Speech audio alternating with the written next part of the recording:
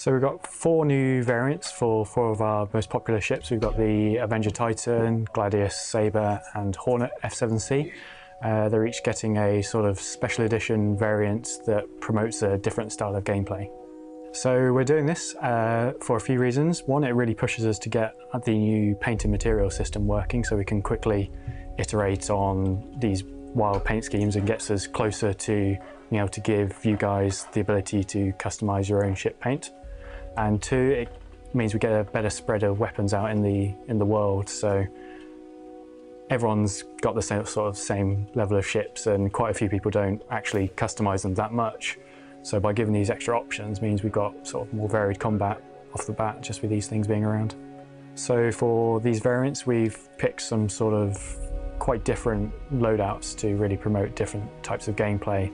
The default loadouts that come with every ship are sort of average loadouts, so they're good at everything equally, but for these we've really pushed some of the gameplay styles, like we have the ballistics versus energy in our ship weapons, and a few of these go all one way or all the other. And we're also, with the new missiles in 2.6, giving some of those on these loadouts to really put the variety in the missile racks and the quantities of missiles on them. So these variants, whilst they change how you would play the game with these ships, they're not massive hull changes. They don't change the handling of the ship. It's still the same Gladius, Sabre, Hornet, Avenger that you know from before. So if you get one of these, it's the exact same to fly as the normal ones. They don't have any super secret advanced items inside that make them way better. It's purely a visual change with the paint system and a loadout change geared towards a specific playstyle.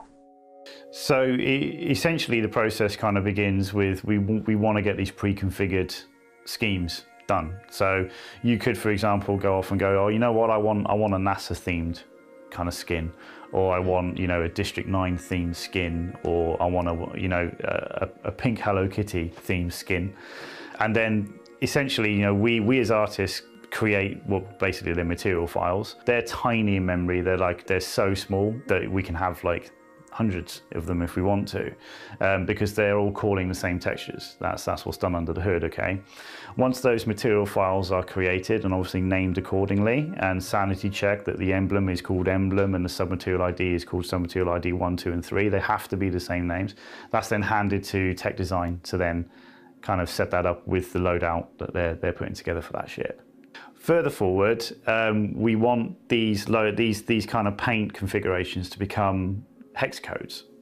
So if you're in like a guild of 20 players, and the clan leader said, all right, this is our paint scheme, there's going to be no guessing work. You get the hex code, you put it in there, and it automatically will say, oh, you know what, we've got matte black against yellow against pink, something crazy, and every ship in your fleet, you can put that hex code on and it will automatically go into that color configuration.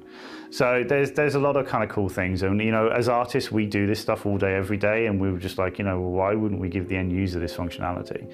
So that's the overall plan. There is a lot of kind of very things you have to be careful with when you're authoring the shaders for this stuff, so it can accommodate these options, but we're on top of that, and that's kind of, yeah, it's good. That's what we're doing on the initial kind of burst of ships right now. I think it's really cool, and it's really amazing to see, today I just kind of caught up with the guys and looked at what we're working on for that stuff, and there's a fleet of 50 ships, all with different skins, all with different loadouts, and it injects color into the game. You can have your kind of personal things going on, which is kind of cool.